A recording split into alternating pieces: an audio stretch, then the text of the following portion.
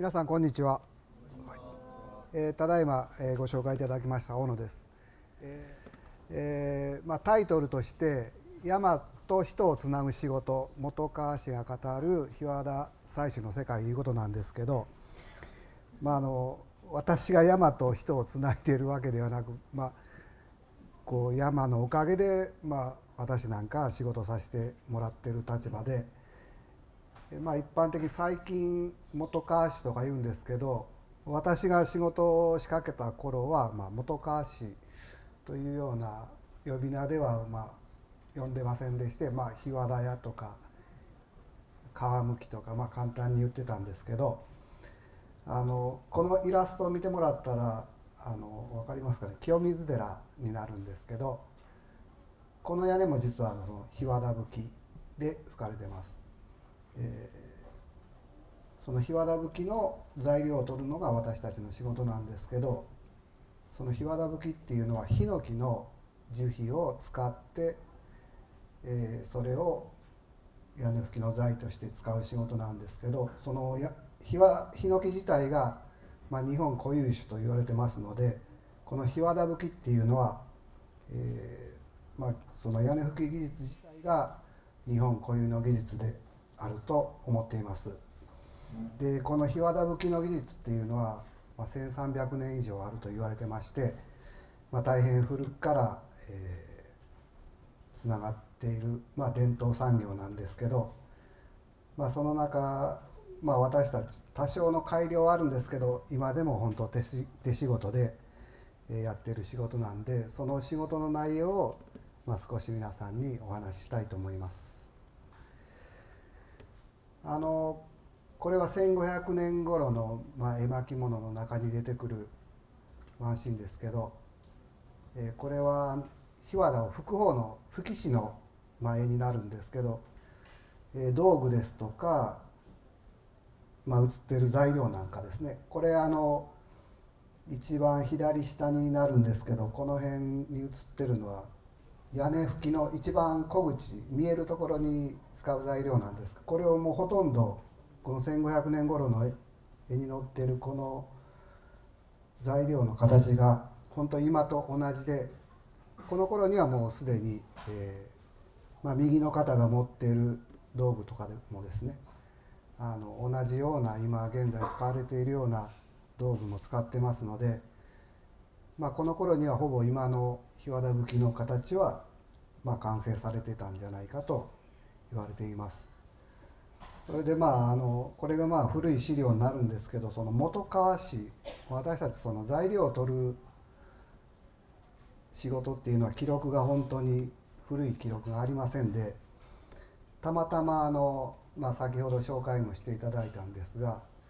私のおじいさんから続いている仕事なんですけど、おじいさん桃太郎っていうんですけど桃からは生まれてませんけど、そのおじいさんたちが、これは、1855年ぐらいの、恵比寿港の当番帳みたいなもんですね。こういう、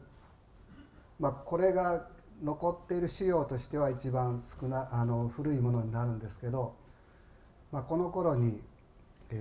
私の住んでいるその上公家村の上竹部落っていうところに、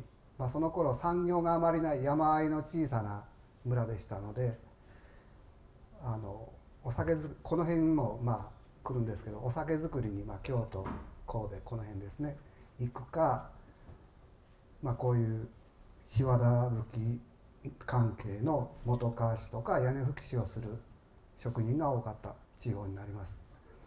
でそこでその100軒ほどの村なんですけど、その中で20数名が組合組織を作りまして、そこに残っているこの当番帳の中に、その当時の日和田の単価ですとか物価ですとか、そういうものが残ってまして、その頃から職人がそういう集団を作って、技術の継承を行ってきたというような、それ以前どういう内容の仕事をしてたかっていうのはちょっと文献がないので分かりませんけど、この頃には同じような、現在と同じような仕事をしていたっていうのが分かる資料になります。それではその仕事の内容に入っていきますが、まずそのヒノキの性質を皆さんに知っていただいて、どういうふうにその樹皮を生かしていくのかっていうのをちょっと見ていただきたいと思います。樹木は数百年、時には数千年の命を保ち、年輪を重ねながら成長し続けます。まずヒノキの断面で名称を紹介しましょう。外側から暗褐色の外樹皮、黄土色の内樹皮、そして厚さ1ミリにも満たない形成層、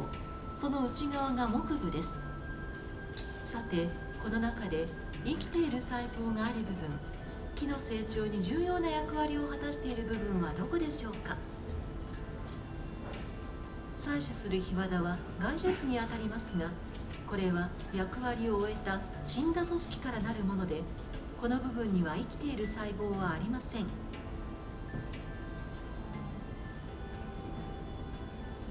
しかし、その内側、内樹皮には生きて活動している組織が存在し、樹木が成長する上で欠かせない栄養分を蓄えているのです。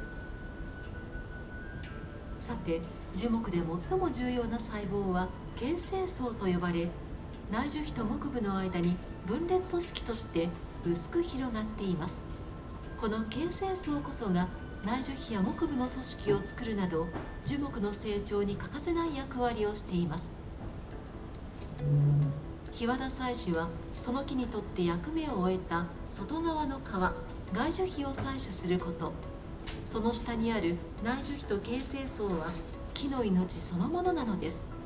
ヒワダ採取は内樹皮や形成層を傷つけないように外樹皮のみを採取する技術です。1回目の採取以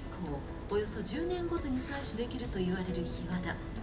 木を傷つけずに採取できるということは、すなわち10年後、20年後、そしてそれ以降に続くヒワダ採取作業を途切れることなく後世に継承することにつながるのです。木を傷つけずにヒワダを採取すること、そして木の上での作業には高度な技術と熟練が必要です。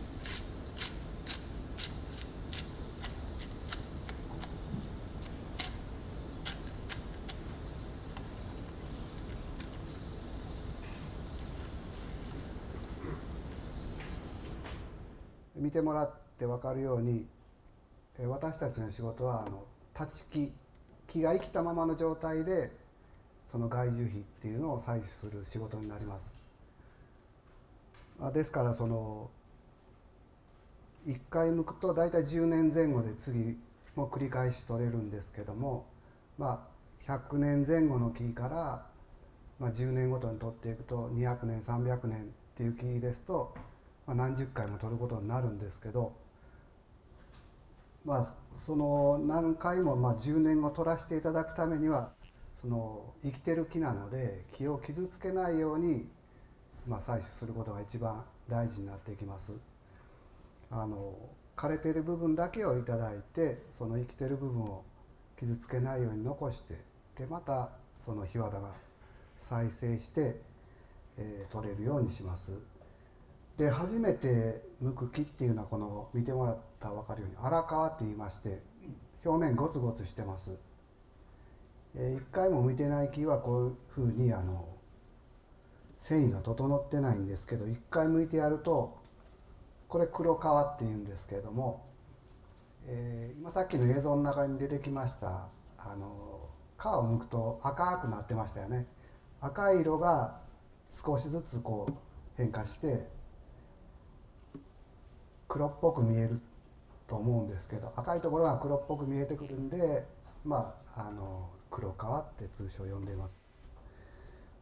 本当荒皮と見比べてもらうと全然違うと思うんですけど、荒皮も取ることはやっぱり1度目は荒皮取るんですけど、荒皮の場合は山で半分以上捨ててきますんで、大変ぶどまりも悪くて、取れた製品もなかなか使えるところが少しちょっと少なくなってきますんで、ただ1回目粗皮を剥いてきれいに表面をしてやると、こういう黒皮っていう上質の皮が取れるようになってきますんで、1回目のこの粗皮の作業っていうのは手間がかかるんですけど重要な仕事になってきます。で何回も取らせていただくためには、このように表面がつるっとしているように傷が出ないように大変気をつけて剥かないといけないんですけど、どういうふうに取っていくか、少し映像でもありましたけど、次に実際仕事の内容をお話ししていきたいと思います。まずは、この日和採取に使用する道具なんですけど、山に入りますので、採取する時の道具は、これだけになります。先ほど高所で仕事をしてました登るためのブリ縄、それから実際皮を起こすヘラですね。で剥いた皮を、切ったりするナタ、ほとんどこれだけの道具で山の中に入っていきます。たまには車横付けでできるような神社とかお寺の山もあるんですけど、私は普段ほとんど京都の北部の方で民間の山に入ってますんで、そういうとこ行くともう10分15分徒歩で採取に入るので、できるだけ手軽な道具がいいので、昔からこれだけの道具で採取は行っています。で次にこれですけども、でこの採取に使うヘラっていうのは各自もう手製で作ってます。この材料っていうのは要餅の木っていうんですけど、生け垣で新芽が赤くなるような木を見られたことありませんかね。ああいうのがもう山の中にも生えてるんですけど、生け垣なんかは枝だらけでなかなか使えないんですけど、ある程度山の中で、太った成長した木を、採取してきまして、それを芯を抜くんですね。やっぱり芯があるとヘラ割れちゃうので、みかん割りにして、で十分乾燥させます。ヒノキ杉とかと違ってきれいに芽が通っている木ではないので、逆にそれがいいんですけど、そういう木なのでしっかり陰干しで乾燥させて、しっかり歪み出して癖をもう出し切って、で傷んだものから徐々にああいう削って棒状にしていきます。それであとはもう手で、爪の先のような感じですかね、ヘラ先は。あまり鋭利になってても木を傷つけてしまうんで、ある程度厚みと丸みがあるものに仕上げて、で私なんか日和田の張ってる年数ですね、10年まで8年とかで剥く木、山によってはそういう木もありますし、場合によっては15年とか置くことがあります。で皮の厚みも、3ミリから、10ミリとか厚いものになるといろいろありますので、薄いのを剥くときは細い薄いヘラを使ったり、厚い硬い皮を剥くときは太いヘラを使ったり、山によって多少は使い分けています。それでは実際の作業について説明していきたいと思います。作業ですけど大きく分けますと、下から剥き上げていきますんで、元剥き、これは地上で元からヘラを入れて剥いていきます。それから、何回も剥いた木はどんどん上に登っていきますので、その時は今さっきのブリ縄を使って、剥き上げていきます。それで後で荷造りする時に見てもらったら分かるんですけど、ある程度扱いやすい長さにそれから、基本的な一般的な使用する長さが2尺5寸75センチになりますので、できるだけ半端が出ないようなことを考えて、長さを切り取りながら取っていきます。それで剥いた皮をあとは小束に集めていって、それで山からもう人力で運び出すようにします。で実際これが元を向いているところです。地上から、割と上から剥き下ろしてくると思われる方も結構多いんですけど、下からヘラを使って剥きまして、手の届く範囲はできるだけヘラを使って、絹皮っていうんですけど、一番その生きている部分と枯れている部分ギリギリのところですね、そこが起きるように、剥いていきます。そしてこれブリナーを使って登っているところですけど、その赤い部分が出にくいとまたこうやって途中でヘラを入れて起こしてやります。できるだけ固まったバラバラに縦割れしたりバラバラしていない皮、固まった皮を取らないと、製品として良くないので、だからこの綺麗な赤色が出ている木ほど鮮やかで上質な皮が取れます。で大体今切っているところで、その2約5寸刻みでいくと3メーター75ぐらいがちょうどになるんですけど、4メーター弱ぐらいじゃないかなと思います。でこのブリナーっていうのは1本のロープになってまして、ロープの両端にこういう木の棒がついていまして、で片方は足がかり、片方を腰綱しまして、安全帯の代わりですよね。で次登る時はこの腰に巻いてるロープをほどいてその上にくくって、この時は何も支えるところがないので、絶対ロープは離せないんですけど、そうやって順次シャクトリムシのように登っていきます。で、黒皮っていう前回向いているところか、上質な皮が取れるものはそれ以上、前回10メートル登ってたら10メートルぐらい、15メートル登ってたら15メートルぐらい、またそれ以上に登って作業します。で上まで剥き終えると、このようにロープを伝ってずり落ちるんですけど、しっかり握ってないと、手が滑るとやけどしたりするんで、ゆっくりこれは降りてきます。で下まで降りてくると、ああやってロープを振ってほどいてやると、上までほどきに行かなくても下から簡単に取れるようになっています。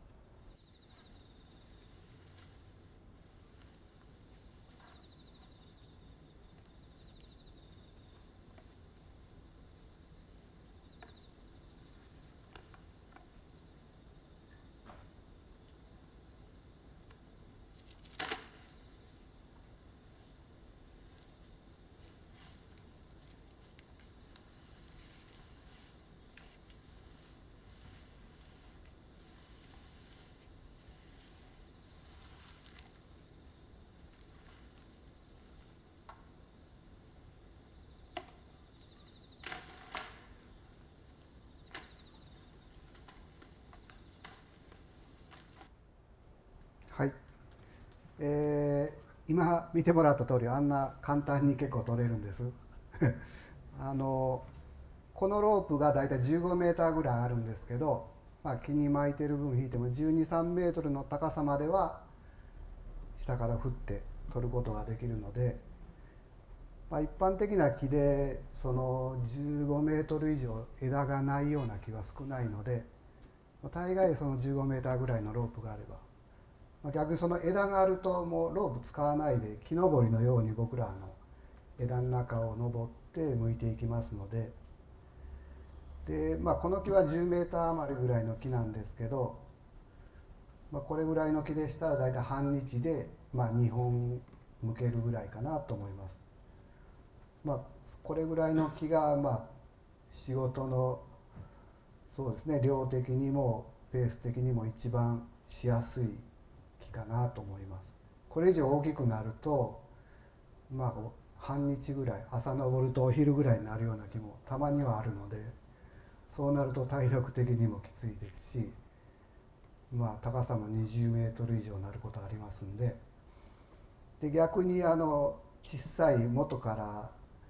5メートルぐらいしか取れない木ですと何本も本数を剥くので、そういう小さい木っていうのは、張りも悪いので、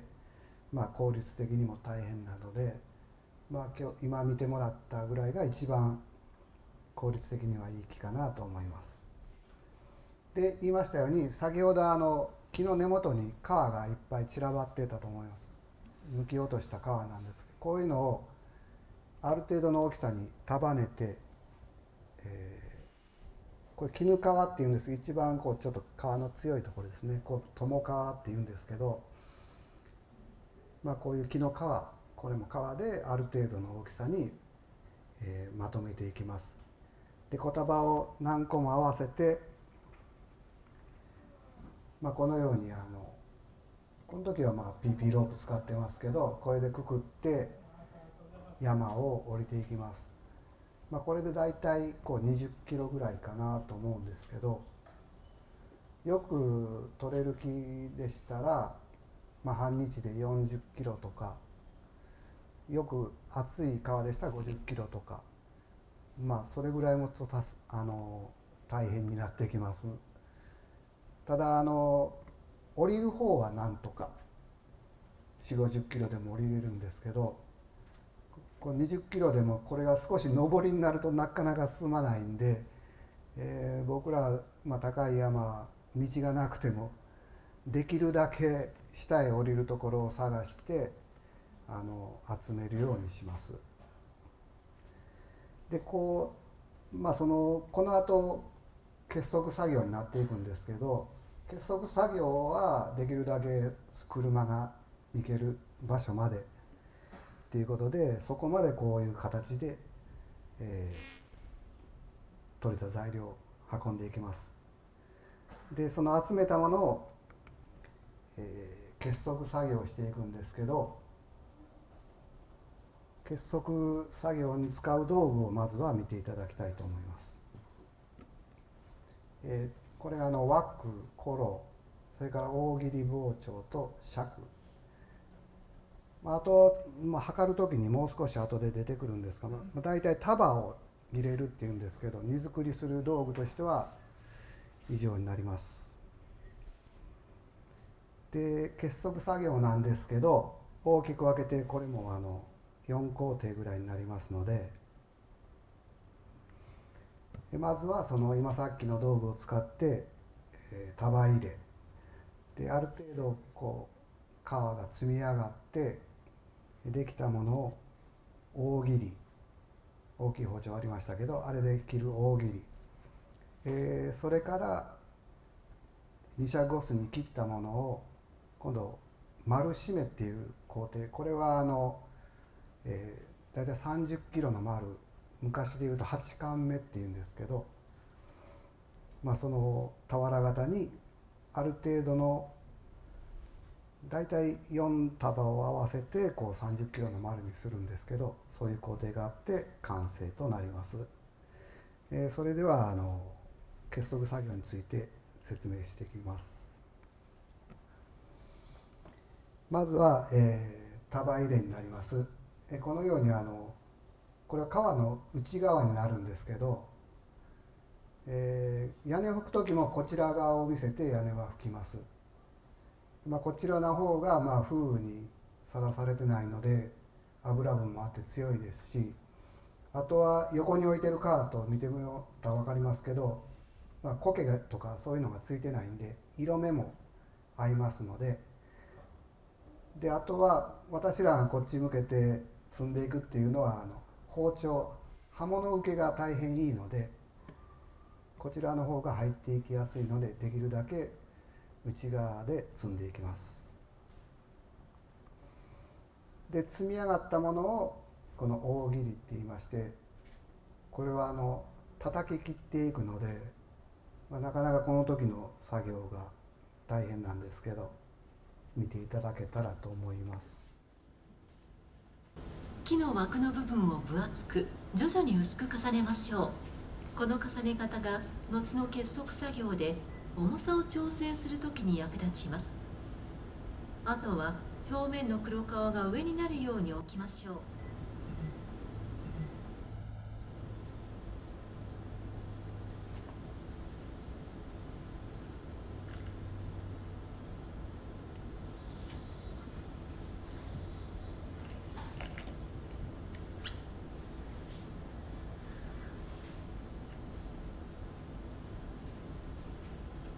後に二尺五寸を一束として裁断しますが、その際持ち運びやすいように一束につき2箇所縛ります。最初にフォロー二尺五寸間隔で敷いていますから、それを目安に縛る場所を決めましょ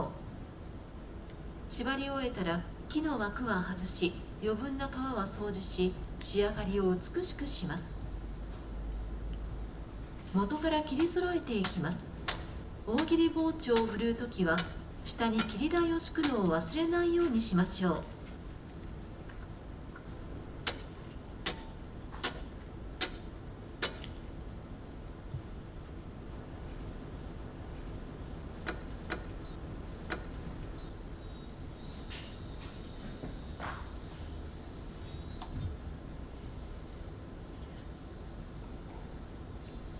体は裁断箇所の正面に位置して、束に対して大切り包丁を直角に垂直に振り下ろします。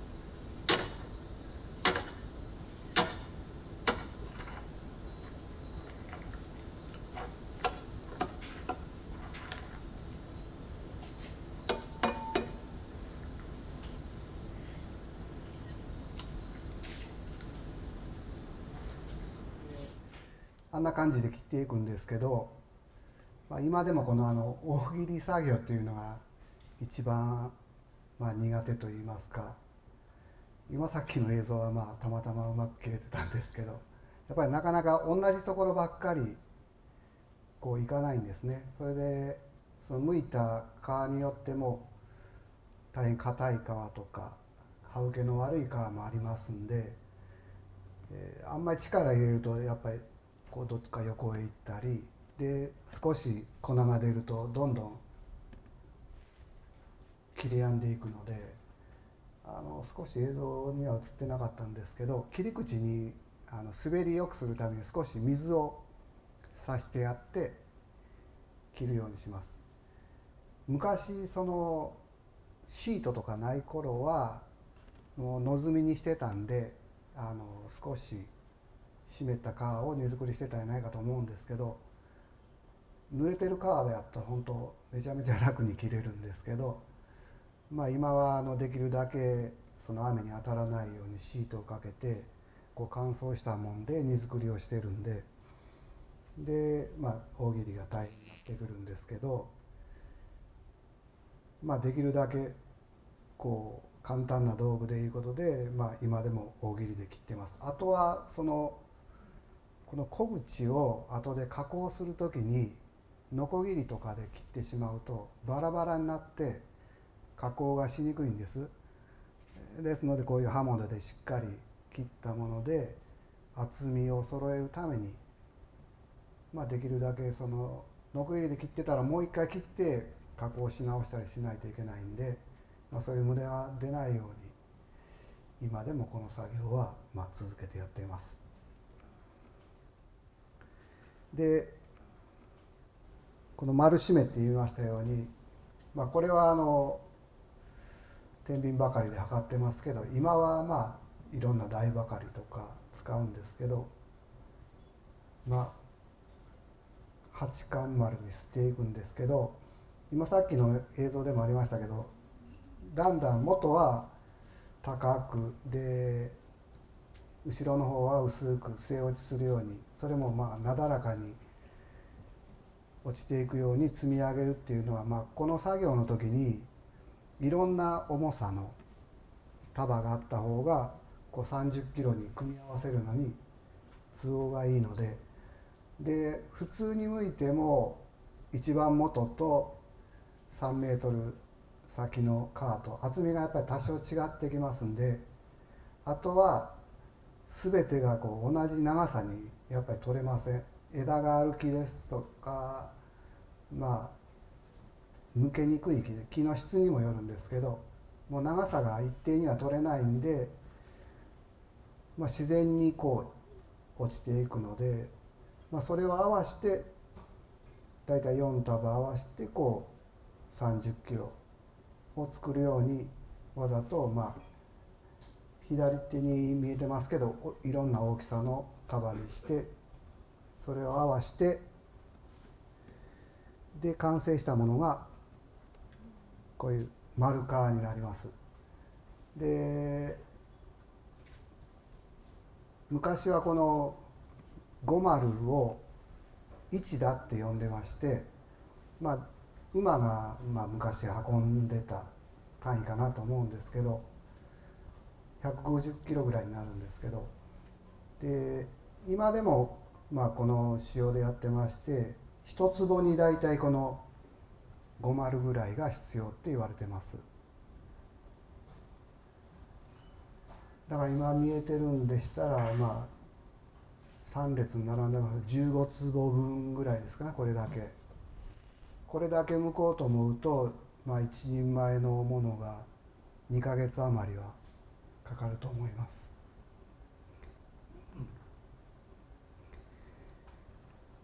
でこういう仕事がですね、私が仕事始めた40年ほど前は本当はなり手がありませんでして、で久喜市の方の研修制度っていうのはもう、50年ほど前から始まったんですけど、この本川市の後継者もいないっていうことで、文化庁の方からご支援いただいて、こういう研修事業って言いまして、私も講師で行かせていただいたりするんですけど、これは中堅者ですね、10年以上のベテランになると思うんですけど、そういう方とは一緒に山に入って作業を見せながら、一緒にしながら研修ということでやっています。あと最近はちょっと途切れたんですけど、初級って言いまして、こちらの仕事を専門に本川市を育てようということで、初級生っていうのもいたんですけど、その時はもう教えるだけで、やっぱ初めての子に刺すとその気を傷つけたり、本当気をつけてないとヘラ使いが荒かったり、取れた製品はまだ研修で使いますんで、その一人前しっかりとした製品になってなくてもいいんですけど、やっぱ気を傷つけたらあかんいうことが一番大事になってきますので、そこを徹底して教えますので、もうほんとつきっきりで初級の研修っていうのはやってました。である程度今はその本川市も育ってきまして、材料も潤沢に揃うようになってきたと思っています。最後ではないんですけど、ちょっとおまけの写真といいますか、これ本川市の視線で撮った写真なんですけど、これでだいたい15メートルぐらいの高さになります。隣の木もそうですけど、もうこの写真は今さっきも見ましたけど、枝の中を登ってるんで、下にロープが映ってると思いますけど、もうあそこに乗ってなくて、次の枝の方から撮ってる写真なので、15メートルぐらい登ると本当あんな感じで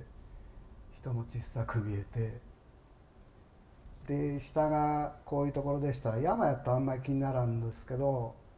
これぐらいの高さやとやっぱり一番ちょっと落ちたら危ないなと怖いなと思うこともあります。立ってる木の垂直に切るのはナタで切るんですか？ナタですね。木から浮いた状態でナタを使いますんで、ナタを直接木に刃を入れたりするわけじゃないので。初めにヘラで浮かしてからそうです。初めに刃物を入れたりはしないです、木に。ほな初めにヘラ入れるときはどないして入れます？徐々に広げていくんです。いえいえ、少しずつ奥へ、少しこう広がっていくと皮が起きていってくれるので、一箇所だけ入れると破れてしまうんですよ。縦にも奥にもどんどん広げていくと木から皮が浮いてくれるので、ナタを中に入れるスペースができます。起こした皮の中にナタを入れると、もう木を傷つけずに皮だけナタで切ることができます。やっぱりナタが相当切れないの。いや、普通のナタで大丈夫ですよ。直角はやっぱり切りにくいです。やっぱりその刃物は斜めに入れます、皮に対しては。ちょっと結束の仕方を伺いたいんですけど、長さが2尺5寸で、それを4本合わせて一丸、それからそれが30キロぐらいになる。で30キロぐらいのものを5つ合わせて501だという、でそれが150という理解の仕方でよろしいですか？そうですね。その4束合わせて30キロになるって言ったのは、いろんな、一つが20キロから4、5キロのものまでいろんな束の大きさがあります。でそれを組み合わせていくっていうことですね。この写真でいうと束ねた2箇所くくったものばかりほとんど写ってますが、はい、あとは束を崩して本当4、5枚当てるようなこともあります。皮をね、もうそれぐらい微調整しながらだいたい同じ大きさに仕上げていきます。役目を終えた部分を削ってというか取って活用して、その木の部分は生かしてっていうその仕方はこのヒノキ以外のことでも全国的にあるんでしょうかということと、世界でこういう例っていうのは例えばこれだけと言えることなのか、それとも要するにヒノキでこちら丹波とかでっていうのが特定のことなのか、日本の伝統の中にあって世界にはないとか、なんかそのあたりもし教えていただけることがあればよろしくお願いします。はっきり言うとそうですね、もう日本にしかないヒノキでしかできないと思っています。っていうのは杉の皮も剥けないことはないんですけど、杉皮とかは使われることはあるんですけど、杉皮を採取する場合は伐採した木を肉から剥いてます。肉から一緒に剥かないと皮が固まらないんですね。杉とヒノキですともう繊維の根わさが全然違うので、ヒノキでないとああやって立ち木のまま採取して、でまた再生してこう繰り返し使えるっていうのはないと思います。コルクみたいになんかね、樹皮を使われることもあるとは思うんですけど、この屋根材で使えるっていうのはこうヒワダ、ヒノキだけに限ると思います。それで丹波地方どうかっていうことなんですけど、産地は結構ありまして、昔から丹波地方の皮が一番良質と言われてるんですけど、岡山の方ですとか岐阜の方ですか、それぞれ産地はあるんです。そこに根付いた職人もたくさんいたんですけど、そのうちの半分ぐらいがやっぱり丹波地方にいたって言われてまして、でその職人がこう全国を飛び回ってて、でその職人たちがまた皮を丹波に持ち帰ってたんですね。で丹波に集まった皮がまた全国のその屋根屋さんに流通してたって言われています。だからその産地が岡山でも一旦丹波に来たりっていうことはあったように聞いています。で現在丹波で檜皮はその採取できるんですか？仕立てた皮を、採取した皮をですね、屋根葺き業者に販売するだけでなしに自分のとこでも仕立ててるんですから。それと聞くところと大野さんは屋根も吹いてるよって聞くんですけど、屋根も吹かれてますか？丹波で実際その黒皮が取れるのかいう話ですけど、丹波地方って言いましても、私が住んでる丹波市、ごく一部ですよね。兵庫県でも丹波市と篠山市だけで、京都の北部が主になりまして、京都の、私の本当仕事中心になるのはもう北総地域、京都の奥の方、その丹波産、昔はそこから直接御所にも搬入してたっていうぐらい、京都の奥座敷とか奥地からそういう檜皮に限らずいろんな材木とかところなんで、だから丹波地方、兵庫県京都にかけての産地は今でも十分生産されて、私ももう採取の8割方は丹波地方でさせてもらってますし、逆に地元の兵庫県なんかは本川市が増えすぎて競争が激しすぎて、私も最近は県内の仕事が少なくなったぐらいで、なので丹波産の黒皮は十分生産されていると思います。その私の仕事というのは初めにお話ししたらよかったんですけど、1年間これ採取ってできないんですよ。一番水をあげている時期、この時期今も休んでる時期なんですけど、月でいうと5月6月7月この3ヶ月は採取しない、一番水をあげて、私らの仕事の中ではつわり時期っていうんですけど、木が柔らかくなっているので、新しい皮ができてる時なんで3ヶ月休みます。そういうこしらえと屋根葺きと、それで後からこの月末8月ぐらいからまた山に入って、来年の4月ぐらいまでは主に山の仕事で行っているような状態です。この木の皮を採取します。皮をむかしていただくこととですね、ここ10年ほどになりまして、なんとか林野庁としても世界文化遺産に貢献したいというで、一部分国有の一部分を、そういった檜皮採取のですね山に提供していただいておるような今状況。檜皮を採取する職人を本川師と呼びます。樹齢150年前後のヒノキ、この木の皮を採取します。要餅の木で作ったヘラで下から剥いていきます。甘皮を残し樹皮だけを剥がしていきます。徐々に入れていくとああやって皮浮いてきますよね。例えば東京大学とか京都大学の演習林でああやって浮かしてしまう試験をしております。ここは実際ナタを入れてきてない比較してですけど、影響があるのかどうかという、今ほぼ10年経ってるんですけれども、現在のところ、熟練した技術であればまず問題ないという。また剥くことで樹皮に潜む害虫から木を守るとも言われます。幅3寸から5寸、およそ9センチから15センチを目安に木の外周すべてを剥いていきます。剥き作業は下から順に上へと上がっていきます。ブリ縄を木に回し足場にして登っていきます。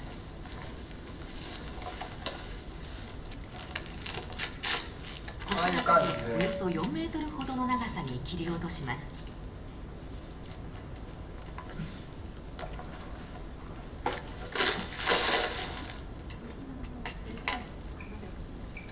木を回りながら外周の樹皮を切り落としていきます。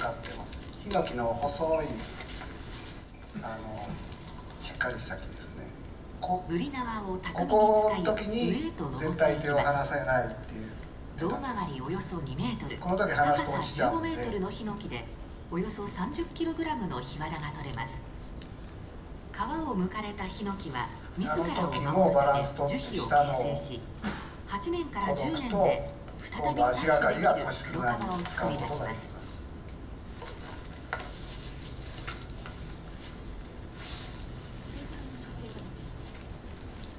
太さ手が届くくらいの木が一番やっぱり怖くないんですさけど、らに上の枝が張り出したところまで登り、無駄なくヒワダを採取していきます。採取したヒワダは束にして落とします。枝に座ったり水枝に平に足かけ落ちるよううたりして、まく束ねられています。採取されたヒワダは向きを揃え束ねられます。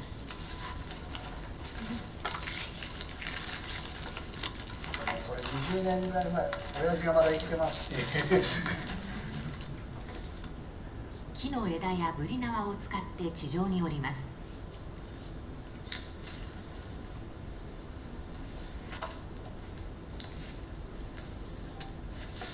この木も15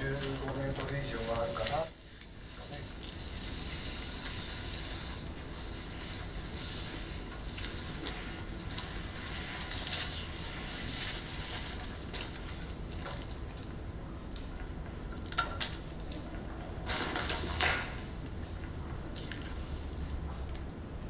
ヒワダの向きを揃えて一束にして山を降ります。これはもう30キロ以上ぐらいある幅かなと。下ろされたヒワダは本川氏によって定めた寸法に切られ束にされます。切る寸法を尺棒と呼ぶ定規で測り、その間隔に枠を置きます。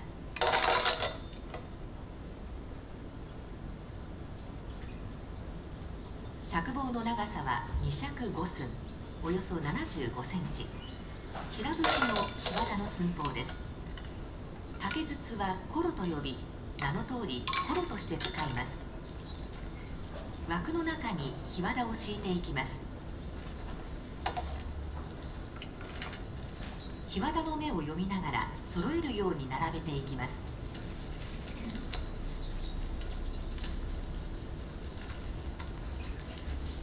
やっぱりこれ今さっき出た映像これをと同じ山の先端に印をつけて、印から順に定めた寸法の間隔に紐で束ねておきます。そのまだ10年以上前、15年以上経ってますね。これ20年ぐらい。印をした端を切り落とします。道具は大切り包丁といい、本川氏独自のものです。この大切り包丁も今使ってる道具とは違います。尺棒に合わせてこ切れは多断していきます。分大阪の堺の刃物だったんですけど、今使ってるのは四国の大切り包丁なんです。これの方がもう格段によく切れて、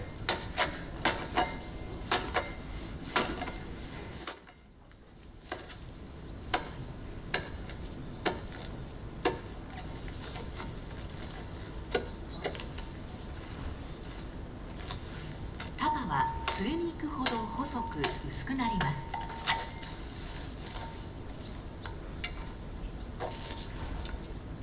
製品としての重さになるように測ります。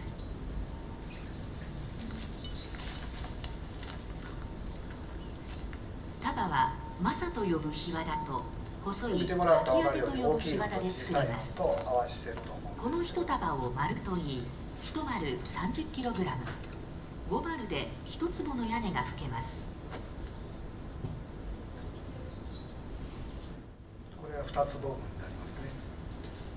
ヒワダは次に吹き師と呼ばれるこしらえをする職人の手に渡ります。その今さっき言ってたこしらっていうのが洗い皮と呼ぶ工これになります。程で節穴やヤニを落とし、ヒワダの用途ごとに厚みを調整します。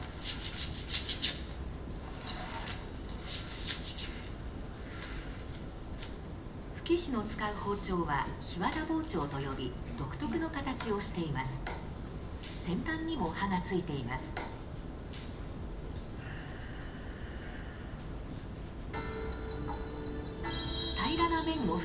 平向き用の檜皮を平革と言います。平革の寸法は長さ2尺5寸、軒側に向く口幅は5寸、尻幅3寸5分というのが一般的です。この平革の寸法に台形のような形に細い檜皮を檜皮包丁の先端を使い綴っていきます。これを綴り皮と呼びます。尖った部分で叩いてやると縦の繊維同士なんで、繊維同士がこう食い込んで平皮は30枚ずつにまとめられ、4つで1足、15足で1坪分となります。屋根の隅や身の甲など曲面に用いる檜皮を墨生皮、生皮などと呼びます。こうした檜皮は曲面を拭くため、口幅と尻幅の寸法の差が大きくなっています。台形なんですけど、これも小口側は曲線になるよう専用の生切り包丁で切りこう落とします。反ったところ、丸みのあるところを拭くので、小口をああやって丸く打ちます。100枚1足、1足で1尺、およそ30センチの墨拭きができます。軒付や品軒に用いる檜皮を軒付皮と呼びます。軒付皮は綴り皮の際に出た細かな檜皮を幾重にも重ねて製品とします。こう洗い替わって掃除した時にどうしても細かくなるところとか出てきますんで、それを勝負の葉っぱ、勝負の木が一番いいって言われてるんですけど、こうきれいに上から下まで三角になったものは長方形で厚さを一部およそ3ミリに揃えます。平皮や生皮をこしらえる際に上目皮に適した皮を塗り分けておきます。製品となった檜皮は風通しの良い場所で保管されます。この檜皮拭きっていうのは竹の釘で留めていくんですけど、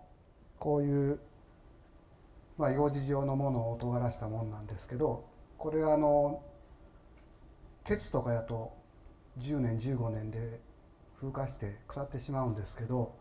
この竹の釘を乾燥して焙煎してやることによって強度が増して、30年50年経ってもこのままの形で腐らずにいるんで、檜皮拭きはこけら拭きもなんですけど、もう直接風雨にさらされて屋根表面がやっぱり少しずつこう風化して減っていきます。そうするとこう釘が表に出てきます。吹いた当初は隠れてるんですけど、でその出てきた釘がまた腐ってしまうと屋根が飛んでしまうので、そのままの状態で残ってるので、檜皮拭き、こけら拭きは風化して屋根が少し薄くなってきても、もうこう風で飛ばされてしまうようなことがないような構造になってます。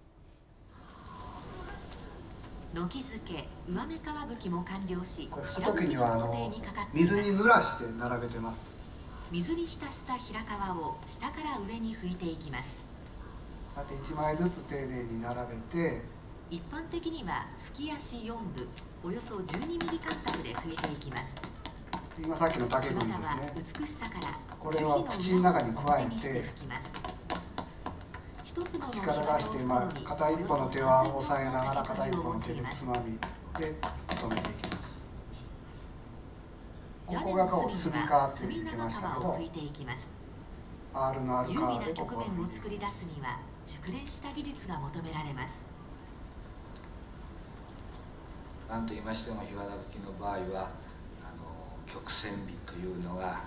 最も重要視といいますか大切に思っておりまして、職人としていかに曲線をうまく出すことができるか、それが腕前にかかっておるかと思います。産地によって吉野もあるし、和歌山とか木曽野とかヒノキの肌によってまた違うんかな思って、それと春先と夏、これ見よったら蚊取り線香ぶら下がるとか夏場は多いな思うんやけど、時期的なもんあったら川肌に虫が入るとか、その時期的なもんとか産地の違いあったらちょっと教えてもらったら。はい、やっぱり今言われましたように産地それぞれの特徴はありますね。製品になってしまうと、見分けつかない人もあるかも分かりませんけど、大工さんやったらお分かりやと思うんですけど、材の粘さっていうのがやっぱり産地で硬さっていうか粘さですよね。あと色味があると思うんですけど、私ら、経験上ですけど、赤みの強い木の方が粘りがあって檜皮の質としては上質って言ってます。その赤みの強い木が多いのは京都地方で、四国とか九州行くと黄色かったり白かったり、そういうところは粘みがちょっと落ちますね。やっぱり弾力性とか、それを顕微鏡写真で調べてもらったことがあるんですけど、やっぱその皮の繊維の整い方が粘くて柔らかい皮ほど細かくて整ってるんですね。それがその産地によって硬いのは粗かったり、そういう違いは少しあります。あと時期ですけど、今さっきも言いましたけど、最近はシートかけてこう養生してるんでそうでもないんです。春先の皮はやっぱり早う腐りやすいので早く風を通して加工してやれって昔は言われてました。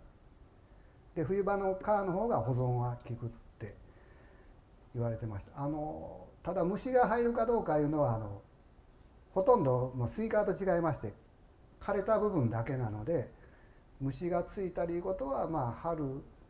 夏秋限らず、そんなにその檜皮自体に虫が入り込むことはほとんどないです。